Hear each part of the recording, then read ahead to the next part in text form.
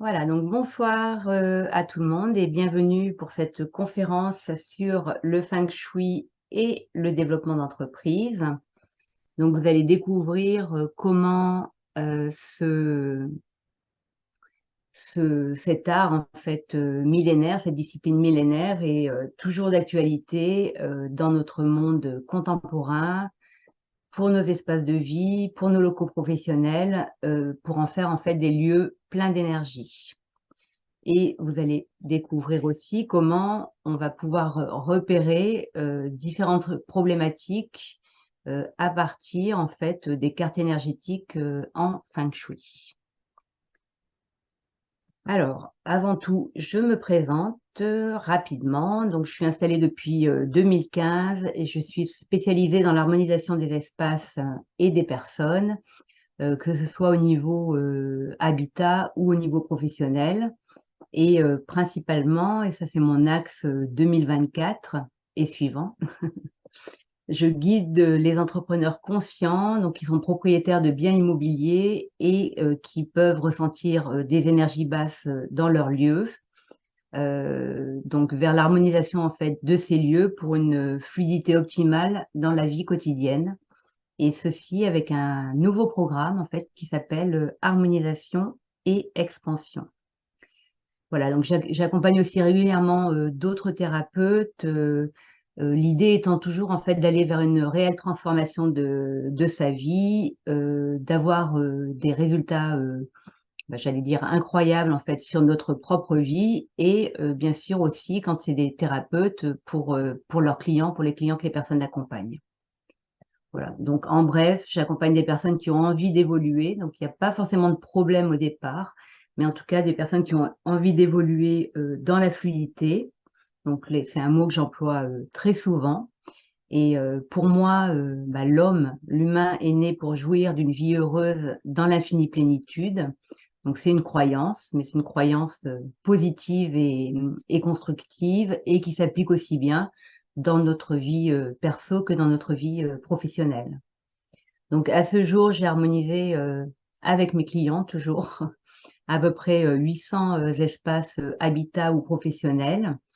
Et voilà, mon envie, c'est de vous guider vers le bien-être intérieur et finalement la manifestation dans la matière de votre vie idéale.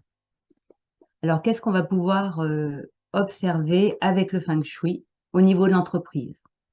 Donc, sur une carte énergétique, en fait, on va pouvoir voir différentes choses. Par exemple, voir d'où vient un problème de créativité au niveau de l'entreprise. Pourquoi l'entreprise n'est pas suffisamment créative en termes de projet et pas suffisamment également visible d'un point de vue esthétique, par exemple. On va pouvoir voir sur la carte également pourquoi en fait la communication que l'entreprise a mis en place paraît inadéquate. Pourquoi l'image en fait semble avoir une mauvaise perception auprès du public, ou pourquoi il y a en fait parfois des malentendus par rapport aux publications diverses et variées en fait de l'entreprise.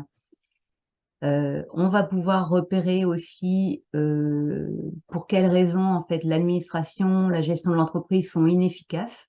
C'est-à-dire qu'il y a des énergies qui vont nous indiquer que justement à ce niveau-là, c'est pas fluide dans l'entreprise. Pourquoi l'entreprise n'est pas suffisamment compétitive, en fait, quelle énergie on pourrait activer dans cette idée-là. Pourquoi le dirigeant, parce que c'est souvent aux dirigeants bien sûr que je m'adresse quand on travaille sur une entreprise, pourquoi il a du mal en fait à déployer sa véritable puissance, à contribuer autant qu'il le souhaiterait au monde qui nous entoure et à la création de ce fameux nouveau monde dont on parle de plus en plus. On va pouvoir voir aussi pour quelles raisons ou comment activer en fait plus de leadership pour le dirigeant, des prises de décision plus claires, plus faciles et surtout plus efficaces qui se déploient plus facilement dans le lieu. On va pouvoir comment je vais dire, combiner en fait la conscience ou l'expansion de conscience de l'entrepreneur avec son entreprise, qu'il n'y ait pas de décalage en fait entre sa vie, on va dire énergétique ou spirituelle, et finalement sa vie, sa vie professionnelle. On va pouvoir repérer les lieux qui seraient propices au déploiement de la sagesse, à des instants de méditation ou de repos. Et puis, on va également pouvoir, sur un autre plan de communication, en fait, augmenter la visibilité du lieu, augmenter aussi la capacité, le charisme, finalement, du dirigeant ou des personnes qui sont en charge de la communication vers l'extérieur. Et puis, peut-être aussi aller jusqu'à permettre à l'entrepreneur, en fait, de déployer sa grande vision du futur pour son entreprise. Donc tout ça, c'est des points qu'on va pouvoir observer avec le Feng Shui.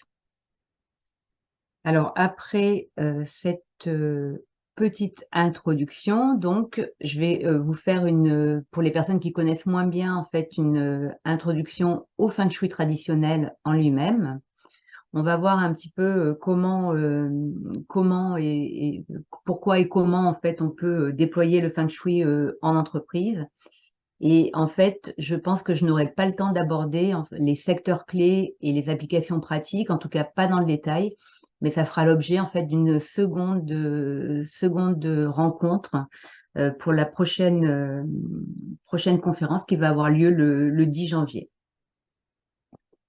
Donc, le Feng Shui en entreprise. Donc le Feng Shui, en fait, c'est un art chinois ancestral qui est connu pour permettre de créer une atmosphère calme, une atmosphère concentrée, créative, en créant dans le lieu, dans l'espace, un équilibre entre les personnes qui occupent l'espace, l'environnement qui entoure l'entreprise, et tout ça en fait grâce à des agencements particuliers, à des décorations particulières par exemple. Il y a plein de possibilités en fait de mettre en œuvre le Feng Shui avec de la symbolique notamment. Et donc aujourd'hui dans le monde, il y a des tas de personnes qui utilisent le Feng Shui, notamment par exemple des architectes ou des décorateurs d'intérieur.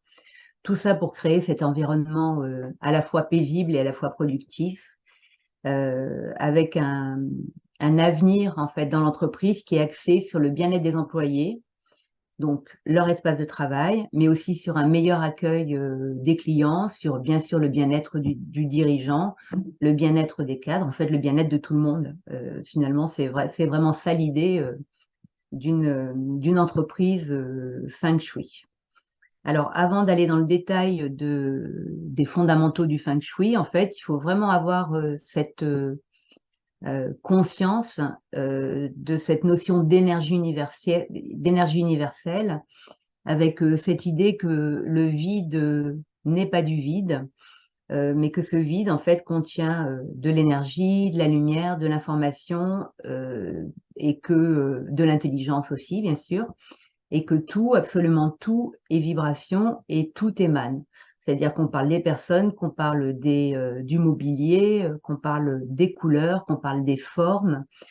Tout, en fait, a une certaine qualité d'énergie. Et cette énergie universelle, en fait, elle est EST avant même de servir à quelque chose. Elle est partout, elle est en tout, elle est toujours présente et elle a en fait toutes les qualités ou défauts, on pourrait dire aussi, possibles et imaginables, en fait, toutes les variantes possibles et imaginables. Hein, on peut voir se côtoyer, par exemple, dans une entreprise, de la gentillesse et de la méchanceté ou de la cruauté, de la collaboration ou de la concurrence, de l'envie ou du respect. Tout ça, en fait, ça se côtoie en permanence et tout ça, en fait, ça se promène dans ce vide qui n'est pas du vide. Mais en tout cas, il y a une chose qui est sûre, c'est que plus on est, je dirais, heureux dans ce qu'on fait, donc plus en fait on est dans des énergies hautes, plus on est vrai à partir de qui l'on est, dans notre quotidien, dans nos projets de vie, dans nos projets professionnels, et plus on va accéder à des énergies toujours plus qualitatives et toujours plus hautes. Donc on va avoir accès à des vibrations harmonieuses qui vont nous aider à construire la vie qui nous ressemble, l'entreprise qui nous ressemble, qui nous reflète. Et ça, en fait, sur tous les niveaux de notre vie, hein, qu'on parle de vitalité, qu'on parle de santé, qu'on parle du développement de l'entreprise, de relations harmonieuses, de créativité, on va en fait, grâce aux vibrations que l'on émet et que l'on capte, finalement, pouvoir créer de plus en plus quelque chose, ou pouvoir manifester en fait quelque chose qui nous ressemble. Donc pour bien comprendre tout ça, en fait, il suffit d'imaginer que le vide autour du vide, mais le vide autour de nous, en fait, mais n'est pas vide, donc, mais qu'il est vraiment empli d'émanations, d'énergie, de vibrations. Et tout ça, ça émane du monde minéral, du monde végétal, du monde animal et du monde humain. Tout émane, tout est connecté, tout est lumière, tout est énergie, tout est vibration, information, intelligence. Mais parfois, comme on est aussi autant émetteur que récepteur, eh bien, on est parfois nous-mêmes tellement éloignés des énergies qui sont les meilleures pour nous, qui sont les plus éloignées, les plus adaptées. Donc, on est tellement éloigné en fait de ces vibrations harmonieuses pour nous-mêmes que vont apparaître en fait dans notre vie professionnelle, du stress. Ça peut aller jusqu'à tellement de stagnation que va apparaître en fait vont apparaître différents symptômes, voire la maladie, du mal-être, et puis tout un tas d'autres événements en fait qui dysfonctionnent pour nos vies pro et pour nos vies perso. Et souvent d'ailleurs les deux, vie pro, vie perso, en fait c'est très étroitement lié, hein. Quand on va bien sur un plan, en général ça, ça a tendance à déteindre sur l'autre et vice-versa. Donc c'est là en fait qu'une aide ponctuelle peut nous aider à rééquilibrer le plan physique, hein, la vie dans la matière, tout ce qui est émotionnel et tout ce qui est informationnel. Et tout ça, c'est toujours tout le temps présent dans tous nos événements, toutes nos activités. Alors, pour introduire donc en quelques mots les fondamentaux du Feng Shui. Donc, on part en fait de cette idée du Tao qui a donné naissance au taoïsme, hein. Si on traduit taoïsme, en fait, c'est enseignement de la voix. Donc, c'est une philosophie qui est fondée sur l'existence d'un principe, donc appelé Tao, qui est représenté ici en haut. Le Tao, en fait, c'est le tout et le rien, c'est l'origine de toute chose.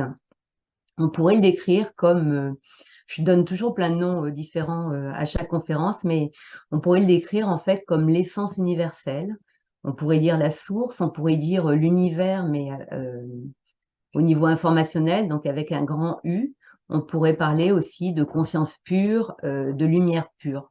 En tout cas, ce Tao, c'est un plan en fait qui est pure lumière, donc, et sans forme. C'est pratiquement impossible à décrire, mais en tout cas, il propose toujours la juste information sur les plans énergétiques et physiques, et sur tout ce qu'on va voir, en fait, tout ce qu'on va décliner ici. Donc, en fait, du Tao va naître le Tai Chi, c'est-à-dire, en fait, c'est comme si le Tao, qui est pure lumière, en fait, venait à se densifier un petit peu, et du coup prend une forme, la forme du yin et du yang, donc au sein de ce symbole qu'on appelle le tai chi. Donc yin-yang, en fait, ça va être déjà des énergies que l'on peut capter, que l'on peut utiliser, que l'on peut aussi guider, et qui sont présentes et utilisées dans tous les arts, toutes les disciplines, toutes les sciences même de la métaphysique chinoise. L'idée, en fait, donc, c'est pour nous d'aller chercher ces énergies yin et yang en fonction de nos besoins pour rééquilibrer finalement notre vie sur Terre. Toutes les disciplines de la métaphysique chinoise, en fait, utilisent ce même principe que je suis en train de vous décrire.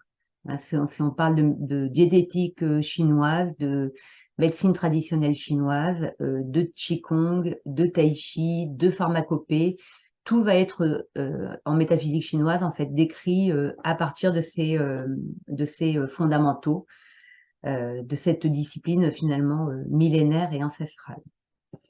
Donc le tai chi, le yang, le yin, le yang, l'un et l'autre, l'un dans l'autre, va pouvoir être représenté en fait par des yao. Les yao, ce sont ces traits en fait continus pour le yang, discontinus pour le yin, qui vont représenter donc cette énergie plus ou moins yin ou plus ou moins yang. Ensuite, ces yao, en fait, on va les réunir, ils vont se réunir en fait deux à deux. Donc là, je ne vais pas rentrer dans le détail, mais il y a beaucoup d'explications déjà à ce niveau-là. Et ensuite, vont se réunir trois par trois pour former en fait des trigrammes.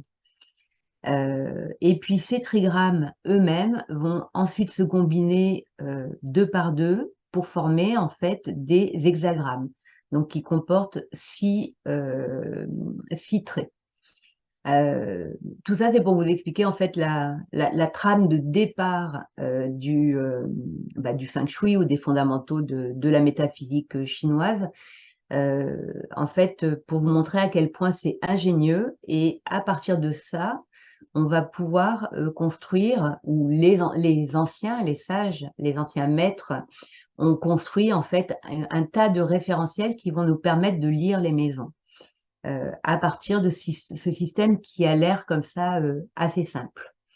Dans les fondamentaux du feng shui, il y a les 5 éléments qu'on va utiliser tout le temps, hein, en fait, qui sont présents partout à partir des trigrammes et qui vont nous servir en réalité pour ce qui est du feng shui, finalement, à mettre en place les préconisations pour rééquilibrer en fait les cartes énergétiques de nos lieux. Donc ces 5 éléments, mais en fait c'est pareil, ils sont super intéressants à décrire. Donc on devrait les appeler 5 transformations, 5 phases ou 5 mouvements. 5 éléments, en fait, ça vient d'une mauvaise traduction au départ. Mais en tout cas, ils sont là pour modéliser en fait la vie physique et la vie énergétique. Et ils représentent le chi, donc l'énergie universelle, et toutes ces transformations en fonction des mouvements de la Terre par rapport au Soleil. Donc, ils vont décrire, par exemple, les moments de la journée, ils vont décrire les saisons, ils vont décrire nos émotions, ils vont décrire nos organes et leur fonctionnement, ils vont décrire nos vêtements, notre physiologie. En fait, ils vont décrire le monde complètement. Ils sont présents partout, tout le temps autour de nous. Et le système en lui-même, en fait, c'est pareil, il paraît assez simple, et puis en même temps, il faut un petit peu de temps pour l'appréhender. Mais il y a en fait 3 cycles qui sont représentés dans ces 5 éléments. Il y a un cycle qu'on appelle un cycle de production, où chaque élément va nourrir le suivant. Donc le bois va nourrir le feu, qui va nourrir la terre, qui va nourrir le métal, qui va nourrir l'eau et qui va nourrir le bois. On a chaque élément qui affaiblit le précédent, c'est-à-dire que le feu va affaiblir le bois va affaiblir l'eau va affaiblir le métal va affaiblir la terre, et la terre va affaiblir le feu. Et puis en plus, il y a un cycle de contrôle où chaque élément va en contrôler un autre. Ce dernier cycle, donc où on a le bois qui va contrôler la terre, le feu qui va contrôler le métal, la terre qui va contrôler l'eau, le métal qui va contrôler le bois et l'eau qui va contrôler le feu. Donc ce dernier cycle, le cycle de contrôle, en fait c'est un cycle qu'on ne va jamais utiliser en feng shui comme comme préconisation ou comme remède, parce que c'est vraiment un cycle de contrôle, c'est un peu un cycle de bataille. Mais par contre, on va vraiment veiller à ne pas créer ce type de cycle dans une pièce. Par exemple, ce serait un non-sens complet au niveau du feng shui de créer une pièce qui serait essentiellement rouge et grise. Hein. C'est un exemple, hein, ou marron et bleu. Donc, surtout en feng shui, on va chercher à harmoniser, à apaiser les choses. Et donc, en cas de contrôle, de relation de contrôle entre deux éléments, en fait, on va créer ce qu'on appelle un pont pour rétablir l'équilibre. C'est-à-dire qu'on va en fait essayer, quand on a un contrôle comme ça, on va essayer en fait de recréer un petit cycle au moins de 3 éléments, voire le cycle complet de 5 éléments. Donc ces 5 éléments, ils sont vraiment intéressants. Si vous devez retenir juste quelques mots pour chacun, le bois, c'est vraiment l'énergie de la croissance et du développement, donc une énergie qui est très importante dans l'entreprise. Elle va se manifester, cette énergie, avec des formes très élancées, comme des arbres ou des plantes qui vont la représenter. Et ces couleurs vont être le vert et le bleu clair. Donc même sans avoir fait une étude feng shui, en fait, vous savez qu'avec ces formes-là, avec ces couleurs-là, et ben, en fait, si vous manquez un peu de pêche, de créativité, d'allant, et bien en fait, par exemple, porter un pull vert ou ouais, ça peut être ça, hein, porter un pull vert ou manger des légumes verts, par exemple, et bien en fait, va vous amener cette énergie du bois. Le feu, c'est une énergie vivace, à mobilité rapide, qui va irradier dans toutes les directions. Donc clairement, pardon, pas clairement, clairement, je vais y arriver, dans l'entreprise, c'est l'énergie de la communication, dans le sens communiquer pour être vu. Cette énergie, bon, c'est aussi une énergie de conscience, c'est aussi une énergie de joie.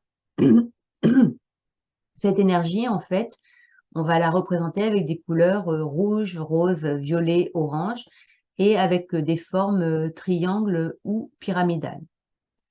La Terre, c'est une énergie plutôt contenue, assez solide, qui va représenter la stabilité et la sécurité. Et on va la représenter avec des formes carrées, ramassées, avec des cubes, par exemple. Et ces couleurs sont toutes les couleurs de la Terre. Le brique, l'ocre, le beige, le sable, par exemple.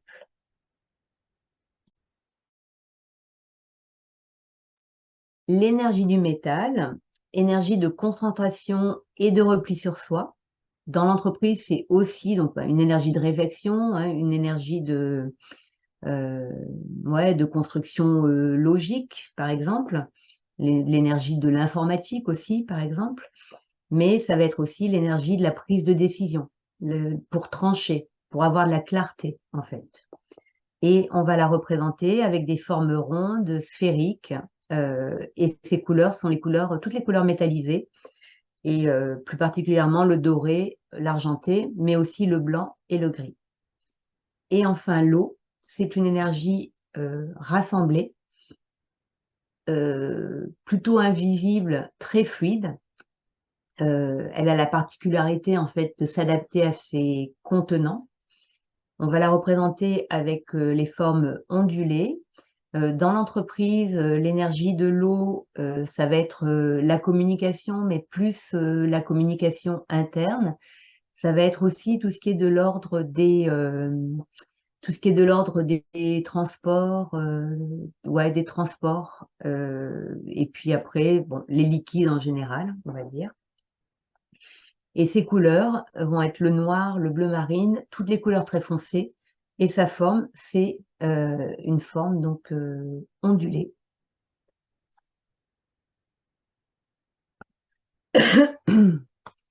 Voilà, donc ces grands préceptes, en fait, de la métaphysique chinoise que j'énonce très rapidement ce soir, donnent, comme je l'ai dit tout à l'heure, naissance à des référentiels. Donc, je vous en ai représenté quelques-uns ici, mais il y en a bien sûr beaucoup d'autres. Mais ce sont ces référentiels, en fait, qui vont vraiment nous permettre de lire à la fois les locaux professionnels ou les habitats, les maisons, et à la fois aussi les personnes qui occupent ces lieux. Donc ça, c'est une roue en fait qu'on va appliquer sur le plan de la maison, qui nous donne déjà énormément d'indications. Ça, c'est le Yi-King dont j'ai parlé tout à l'heure avec les hexagrammes. C'est un livre de sagesse qui, pareil, va nous donner de multiples informations sur un lieu. Qu'est-ce qu'on est venu faire dans ce lieu? Qu'est-ce qu'on est venu apprendre? Qu'est-ce qu'on est venu faire évoluer, par exemple? Et puis, qu'est-ce que chaque personne, en fait, est venue faire ici? Et la dernière roue ici, ce sont les animaux de l'astrologie chinoise, en fait, tout simplement, qui émanent en fait des mêmes fondamentaux que l'on a vus tout à l'heure. Alors, avant d'aller plus loin, j'avais envie, pour cette première conférence sur les entreprises, je crois que c'est la première fois que je fais une conférence là-dessus, j'avais envie en fait de vous parler un petit peu de l'histoire du feng shui en fait, et notamment de l'histoire au niveau développement d'entreprise, au niveau économique. Donc à l'origine, au tout début, c'est une science, une discipline que les anciens utilisaient pour le placement des tombes des ancêtres.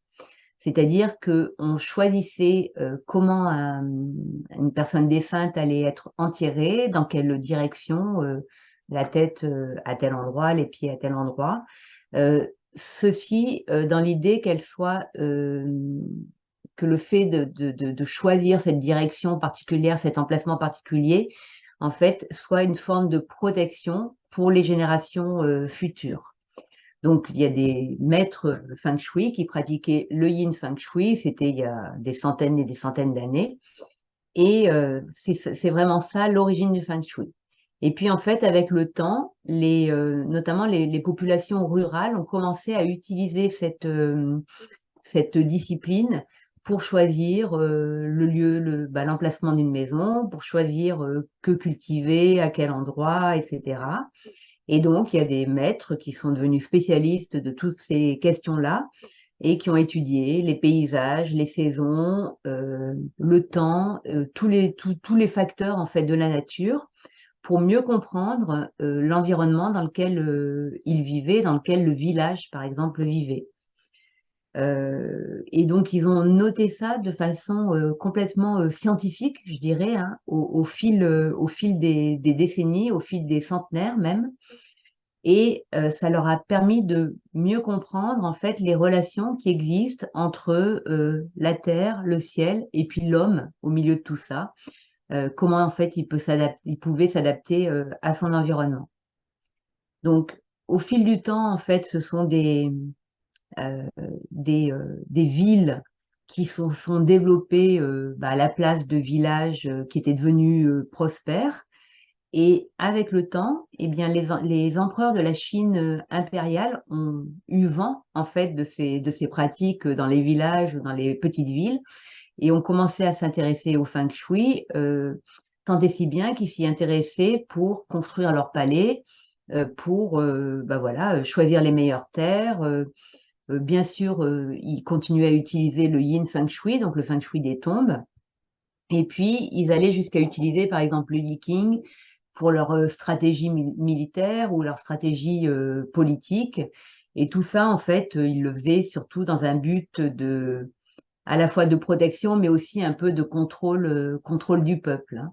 Mais en tout cas, ils se sont complètement approprié le sujet du feng shui. Et puis, les maîtres, un peu partout en Chine, ont continué à affiner leur perception, à transmettre leurs observations, ce qui fait qu'aujourd'hui, on peut bénéficier en fait de ce savoir, nous aussi, en Occident. Et pendant la révolution culturelle, en fait, sous le régime de Mao, eh bien, la plupart des maîtres feng shui ont été forcés de quitter le pays parce que en fait, leur art, leur discipline est devenue ils n'ont plus eu le droit de l'exercer. Et donc, ils sont partis un peu partout dans le monde, surtout en Asie. Mais finalement, ce qui a été un malheur pour eux, parce qu'ils ont dû être complètement déracinés hein, pour pas être emprisonnés, etc., sous Mao Tse-tung. Mais ce qui a été un malheur pour eux, en fait, a été finalement un bénéfice pour nous occidentaux, puisque c'est grâce à ce départ des maîtres feng shui de la Chine que on connaît le feng shui aujourd'hui en Occident. Et comme c'est un système qui est complètement universel, qui peut s'adapter partout, et bien du coup, voilà, il est tout à fait adapté aussi à nos cultures et on peut l'adapter exactement en termes j'allais dire, de décoration de look. On n'est pas du tout obligé d'utiliser des gris-gris chinois pour faire du feng shui. Donc sous Mao, ça c'était à peu près, ça a commencé en 1949 en fait. Tous les maîtres feng shui ou presque ont quitté le pays, forcés, contraints et forcés, et ils sont allés s'installer à Hong Kong, en Malaisie, à Taïwan, mais aussi au Canada, aux États-Unis et même en Europe. Et l'interdiction d'exercer le feng shui, elle a été la plus forte en fait dans les années 60-70. Et il y a vraiment des milliers de documents, des milliers d'observations, d'expertises qui ont été détruites à cette époque-là. Mais il faut savoir que Mao, qui interdisait la pratique du feng shui, lui, l'utilisait pour notamment designer ces espaces habitats ou professionnels. Alors, il y a quelques exemples en fait qui sont intéressants à connaître par rapport au feng shui. Donc, je vous ai mis en fait trois exemples. C'est Taïwan, Hong Kong et Singapour en Malaisie. Donc tout ça, ce sont des villes en fait. Alors bon, on n'est pas obligé d'aimer les gratte-ciel, etc. Mais en tout cas, ce sont des villes qui se sont développées vraiment avec le feng shui, autour du feng shui et qui sont toutes des villes extrêmement prospères. Donc à Taïwan, en fait, c'est le leader qui précédait Mao Tse-tung qui a quitté la Chine, donc en emmenant avec lui les membres, enfin beaucoup de membres, hein, toute une colonie, enfin je sais pas comment on dit, enfin oui, plusieurs membres de la cour impériale, et il a aussi emmené des tas de trésors chinois, trésors dans le sens précieux, hein, des objets précieux, mais aussi du savoir. Et ce monsieur qui s'appelait Chiang Kai-shek, il a vraiment été acteur en fait de la construction de Taïwan et en utilisant le feng shui et d'autres disciplines de métaphysique chinoises. Mais il a aussi contribué à diffuser le feng shui dans d'autres villes, auprès de d'autres corporations ou gouvernements. Et il a même diffusé ça au niveau des États-Unis, au niveau de l'Europe. Mais par contre, ça restait un feng shui quand même très réservé à une élite. Hein. C'était pas comme aujourd'hui. Tout le monde ne pouvait pas avoir accès en fait à ces savoirs. À Hong Kong, en fait, ce qui est intéressant, donc pareil, Hong Kong a été construite sur les bases du feng shui, mais comme très rapidement, en fait, les terrains sont devenus, les terrains étaient petits, étaient assez rares. Donc du coup, l'observation du feng shui de l'extérieur a été vite limitée. C'est-à-dire qu'à partir du moment où on observe un lieu par rapport à son environnement, Ça va être intéressant de voir qu'est-ce qui est dégagé, qu'est-ce qui est obstrué, qu'est-ce qui est protégé, etc. Mais quand on est dans un immeuble comme ça et que là, il y a un immeuble, là, il y en a un, là, il y en a un, là, il y en a un, il y en a partout, du coup, le feng shui de l'extérieur, en fait, l'observation de l'environnement, elle est plus aussi intéressante. Et du coup, ce qui s'est passé à Hong Kong, en fait, c'est que les spécialistes du feng shui sont devenus, ont beaucoup amplifié en fait leurs connaissances, leurs applications par rapport au feng shui de l'intérieur. Donc dans les immeubles, dans les appartements, dans les bureaux, etc. Ils sont vraiment spécialisés, concentrés sur le feng shui de l'intérieur. Et ce qui est intéressant aujourd'hui, c'est de savoir que eh bien, quand il y a une construction à faire à Hong Kong, généralement, les maîtres feng shui de Hong Kong font aujourd'hui appel à ceux de Taïwan pour la partie, quand c'est possible et quand c'est nécessaire et intéressant, pour la partie observation du feng shui de l'environnement. On peut l'appeler comme ça, un feng shui de l'extérieur. Parce que ces savoirs-là, en fait, à Hong Kong, se sont un peu perdus. Et moi, j'ai eu la chance, en fait, d'être formée à la fois sur les deux aspects, c'est-à-dire extérieur et intérieur. Et puis, à, à Singapour, en fait, là, le feng shui, c'était un feng shui qui était vraiment utilisé comme un art de vivre, c'est-à-dire beaucoup plus réservé aux propriétés individuelles.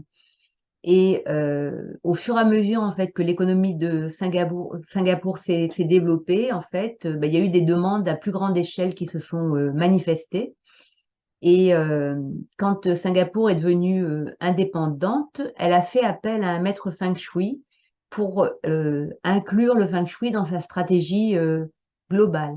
Donc en termes de développement économique, en termes d'urbanisme, etc. Et ce qui s'est passé, en fait, pourquoi Singapour a fait ça, en fait, a inclus cette spécialité dans son plan hein, de développement, c'est parce que, en fait, ce maître feng shui qui s'appelait Hong Xuan, il avait fait renaître, j'allais dire, un hôtel qui était vraiment en déclin, hein, un hôtel qui marchait plus du tout, donc qui a été rénové, restauré sur les principes du feng shui. Et c'est un hôtel qui est devenu, en fait, qui a eu ensuite, après le feng shui, une activité vraiment florissante. À tel point que on lui a consacré à ce monsieur Wang Chong, on lui a consacré un article dans le journal. Et c'est à la lecture de l'article dans le journal de l'histoire de cet hôtel et de ce maître feng shui qu'il a été appelé pour aider en fait au déploiement, au développement de Singapour.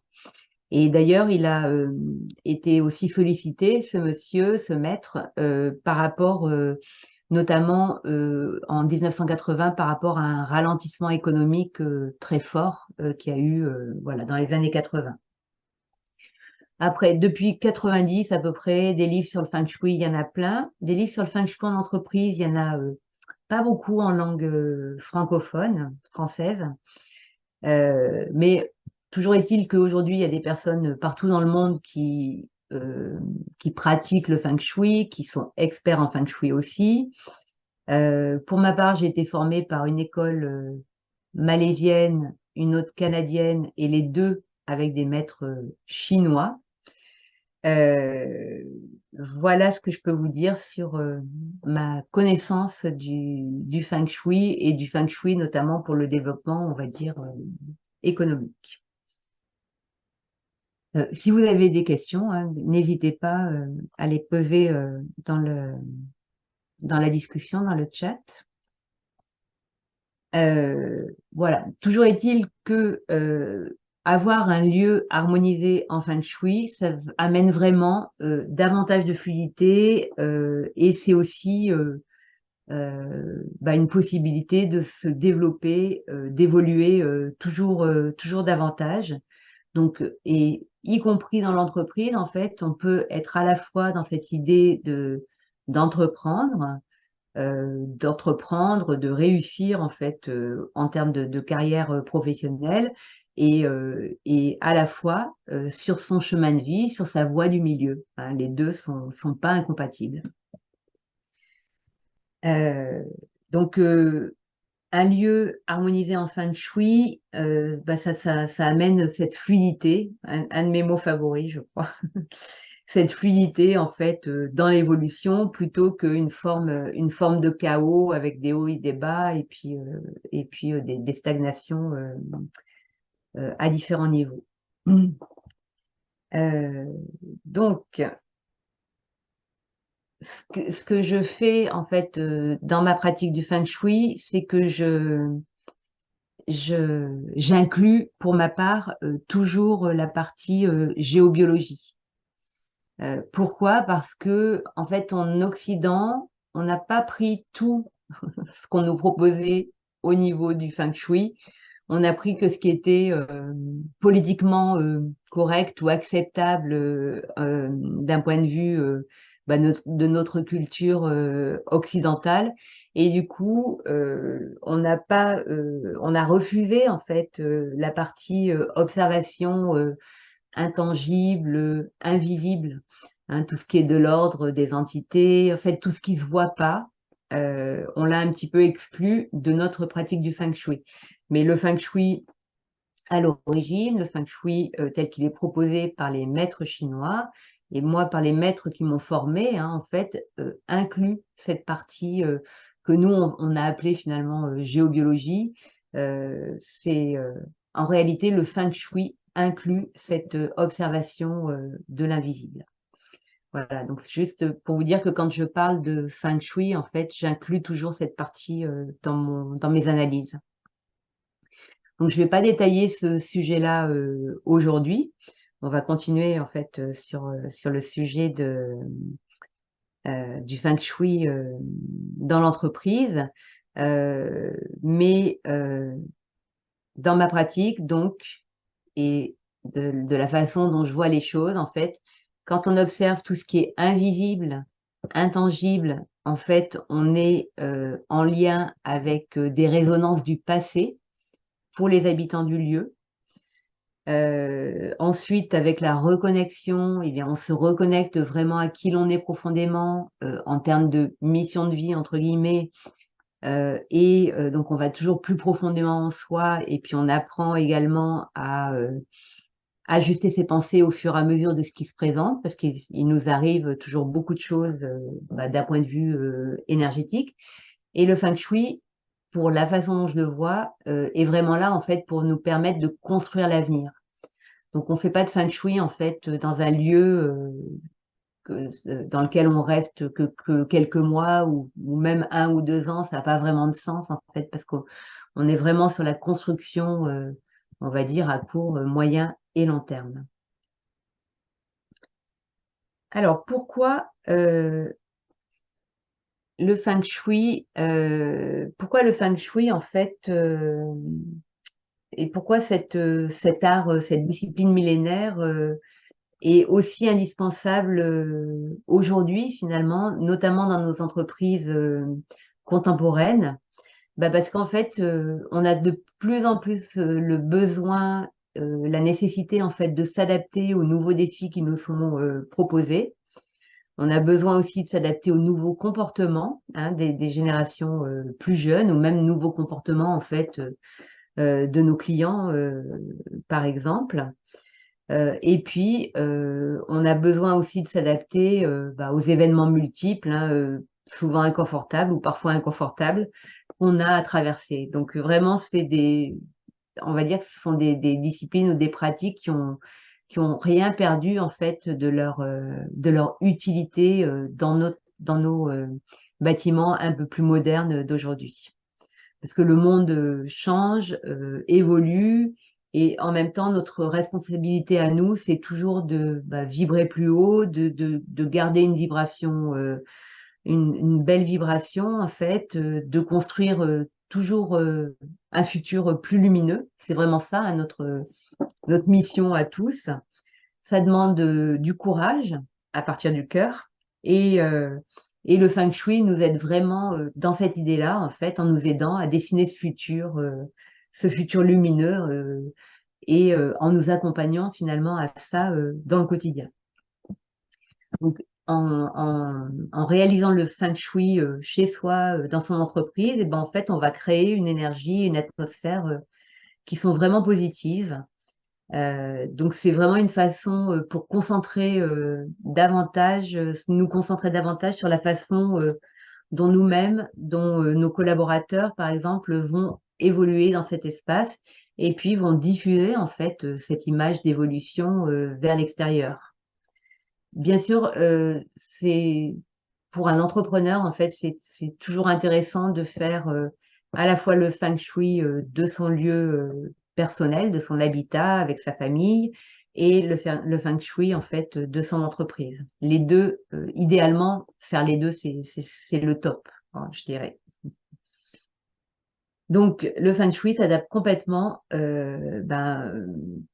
complètement parfaitement, je dirais, aux entrepreneurs et aux personnes conscientes qui ont soit envie de découvrir, soit envie d'approfondir toujours plus nos différents plans de réalité, qui ont envie en fait de rayonner davantage eux-mêmes, leur entreprise et de contribuer toujours plus en fait au monde qui nous entoure, qui les entoure.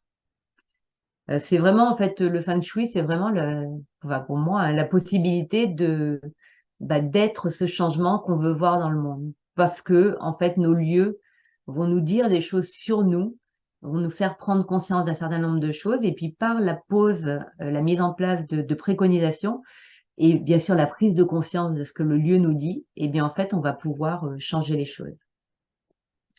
Donc observer son espace, et ben ça revient à mettre le focus sur ce qui est vrai en nous finalement.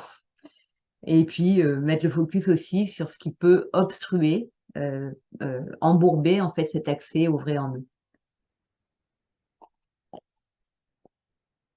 Donc ce que le feng shui va apporter, que ce soit au niveau pro ou au niveau perso, c'est des lieux, un lieu ou des lieux ressourçants, dynamisants, donc pour nous-mêmes, mais aussi pour notre famille d'un côté, pour nos collaborateurs de l'autre. Et tout ça, en fait, en s'appuyant sur des énergies qui finalement sont complètement naturelles. Donc ça fait des lieux où les relations sont fluides. Ça fait des lieux, si on va bientôt vendre son entreprise, des lieux qui seront mieux vendus aussi dans le futur parce que qui vont mieux se développer dans les prochaines années et du coup qui vont être plus faciles à vendre. Et puis sinon, ce sont des lieux vraiment, moi je dirais de développement et d'évolution en fait perpétuelle. C'est-à-dire qu'une fois que l'énergie du lieu est haute et qu'elle continue à se déployer avec les différentes préconisations feng shui, eh ben, il y aura toujours davantage de sérénité, davantage de créativité, de fluidité sur tous les plans, un pas après l'autre, bien sûr, comme la vie, mais en conscience, en confiance. Et tout ça, ça va accompagner la performance, le développement, la vie de l'entreprise. Voilà, donc il y a beaucoup d'aspects qui peuvent être pris en compte pour les entrepreneurs conscients. Donc, et tout ça, en fait, pour répondre, ce que j'ai dit tout à l'heure, hein, aux exigences de notre monde moderne. Et un des aspects aussi qu'on va chercher à développer quand on fait ses études à la fois pro et à la fois perso, ça va être bien sûr le juste équilibre entre nos vies privées et notre vie professionnelle. Donc, pour réaliser une prestation, j'allais dire complète, en dehors du feng shui, mais plutôt une prestation que j'ai appelée harmonisation et expansion. On va donc partir bien sûr d'un certain nombre d'éléments dont on a besoin pour étudier le feng shui.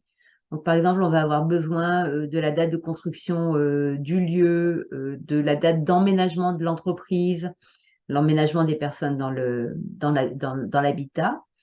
On va avoir besoin aussi des dates et heures de naissance des personnes principales, donc ceux de la famille, par exemple les cadres dans une entreprise un peu importante, ou alors si c'est une petite entreprise, on peut tenir compte de 5, 6 ou même 10 personnes, hein, une à une, je dirais. Et puis, vraiment les piliers de la réussite, je dirais, c'est dans un premier temps, euh, bien sûr d'avoir envie de changer quelque chose, d'avoir envie d'aller vers cette fluidité, en fait, donc en harmonisant son lieu ou ses lieux d'un point de vue géobiologie en premier. Ensuite, deuxième pilier, deuxième clé, deuxième étape, ça va être de se reconnecter toujours davantage à qui l'on est véritablement, et puis surtout apprendre à accueillir et à ajuster en fait toutes les pensées, toutes les inspirations qui nous arrivent. Donc les bonnes inspirations en général, on n'a pas trop de mal à s'en charger, mais quand il y a des choses plus lourdes, et bien en fait c'est important d'apprendre à se détacher de ça et puis à le transformer, le transmuter.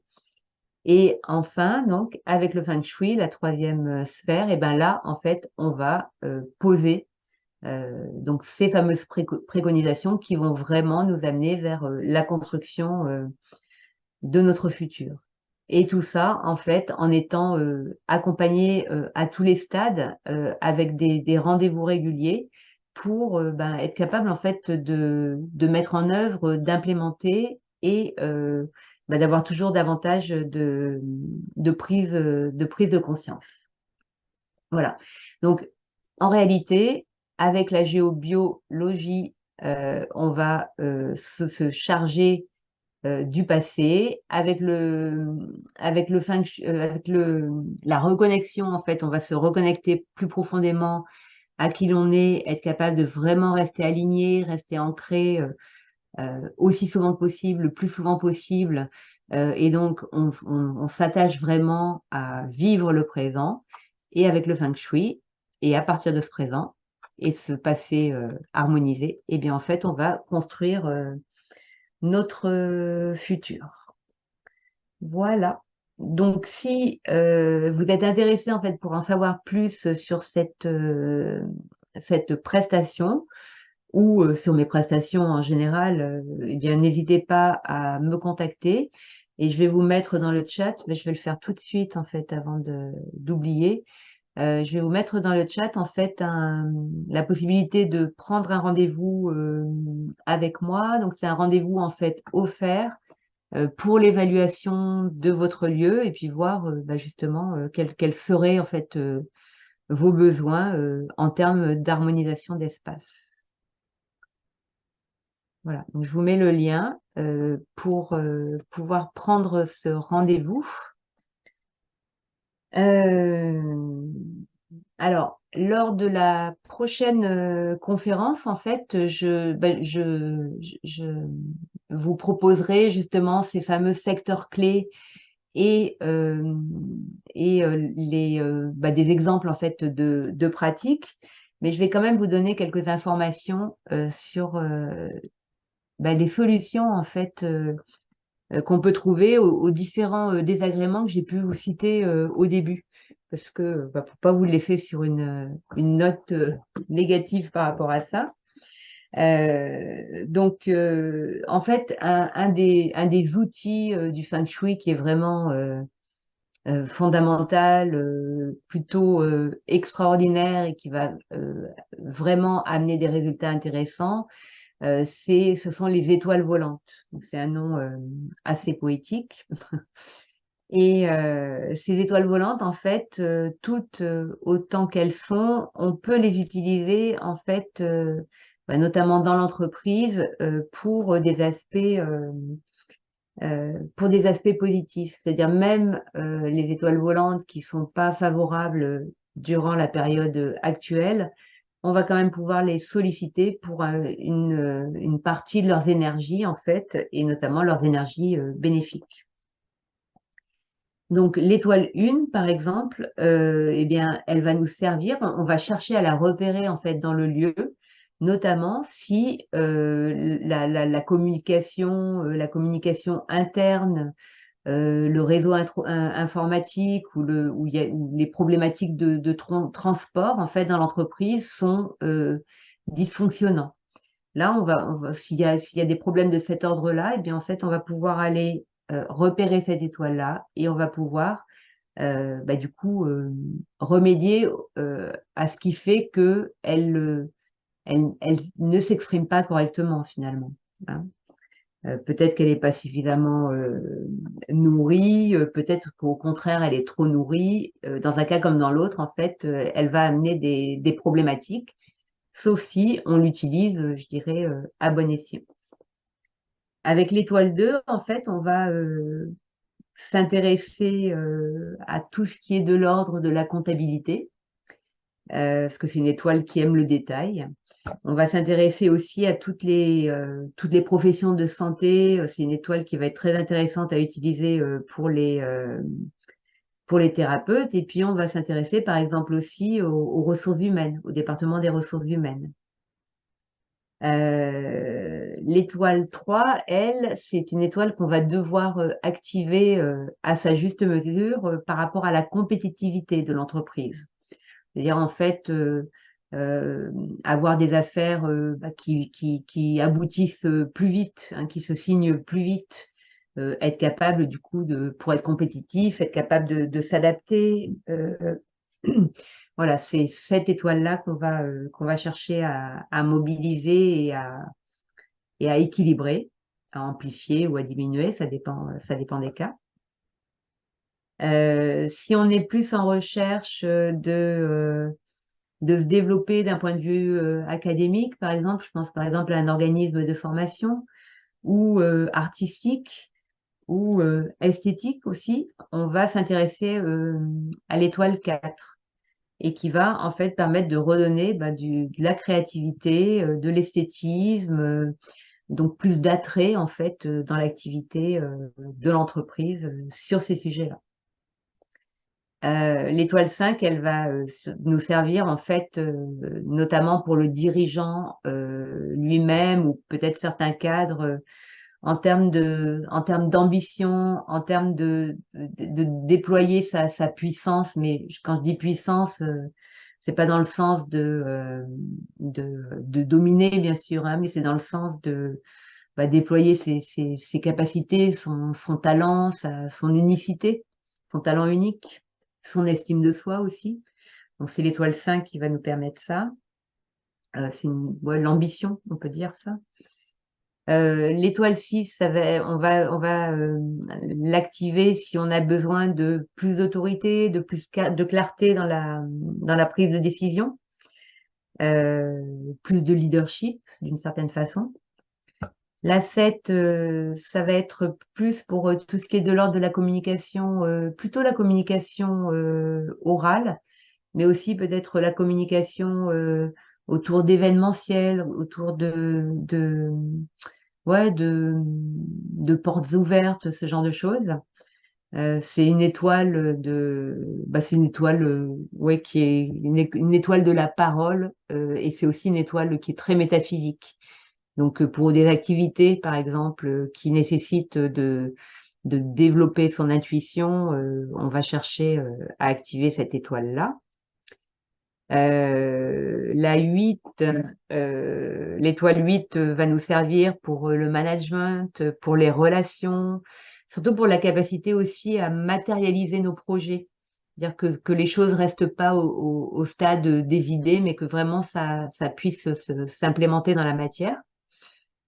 Elle va aussi nous servir, la 8, pour les aspects un peu, trouver des lieux de repos, éventuellement de méditation, hein, pour certaines personnes.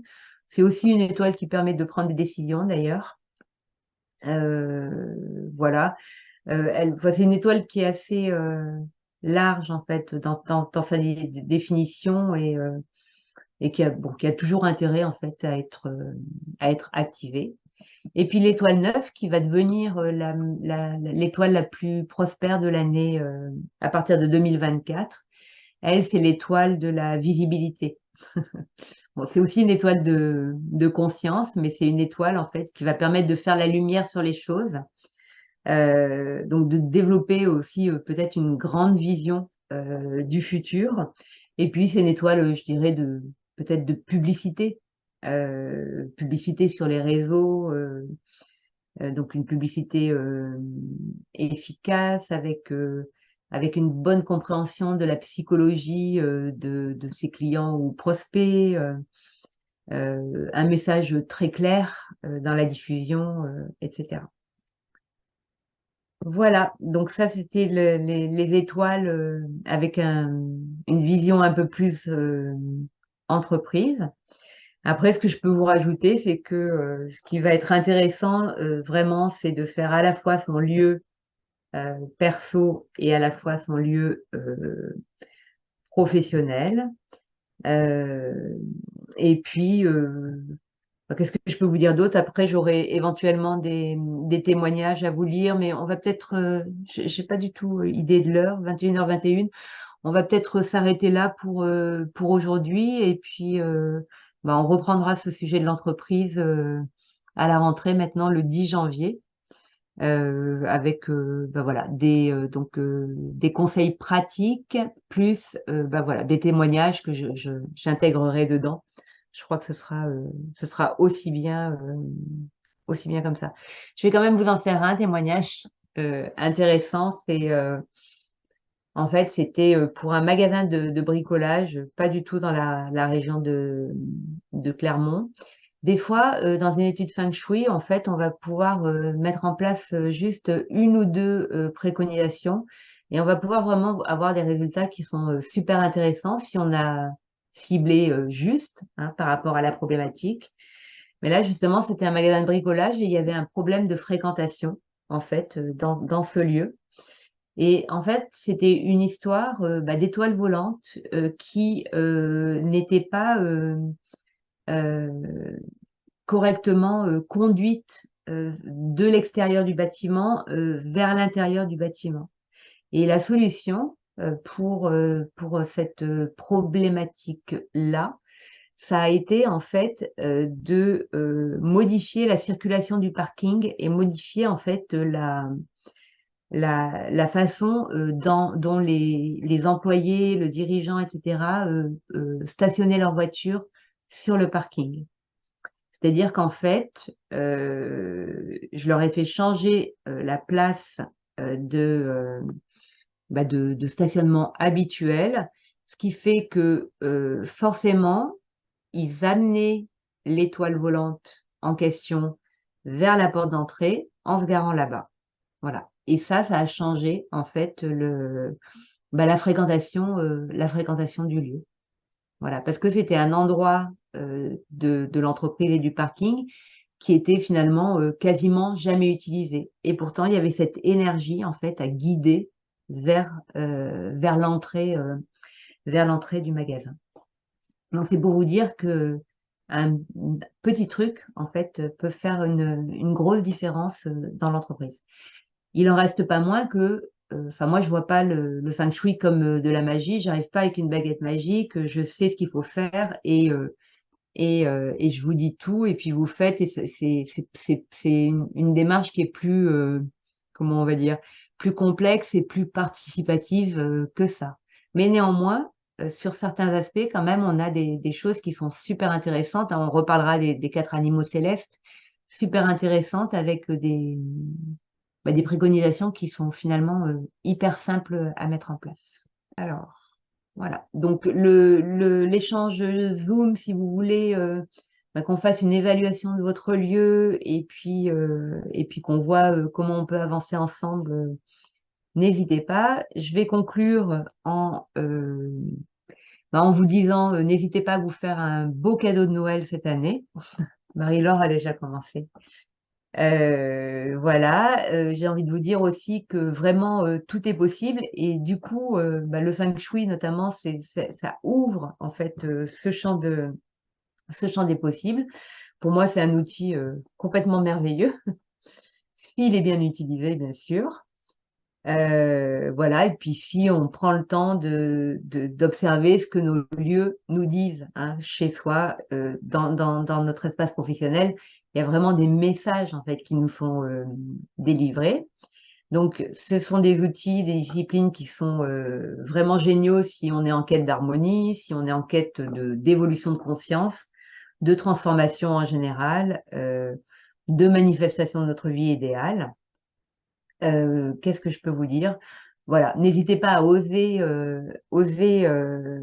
la transformation de vos espaces, parce que c'est vraiment une transformation puissante, profonde, intérieure et extérieure, avec des résultats qui se voient aussi à l'extérieur. C'est en fait, j'ai envie de dire, richesse intérieure et accomplissement extérieur.